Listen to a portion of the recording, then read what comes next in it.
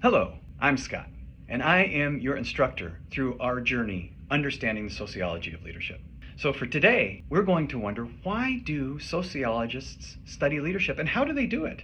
So for many sociologists, the understanding of leadership really is somewhat irrelevant. They want to understand the groups in society, and the leader as a product of society isn't as important. From a sociological perspective, however, it's also important to understand how that individual impacts society. So, from a sociological perspective, we must look at that leader through the lens of society. Well, what does this mean? It means that the group that they're in is important. It means that the family that they're in is important. It's important to understand the time and place that that leader existed.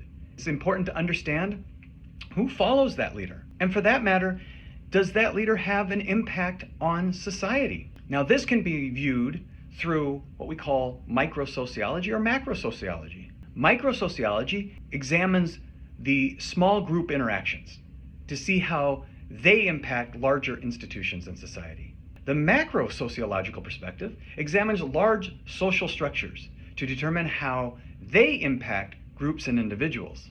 For our purposes in the sociology of leadership, we're interested in both microsociology and macrosociology.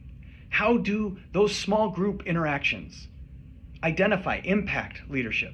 And from a large scale, think a president of the United States, how do those social structures determine how that leader impacts groups?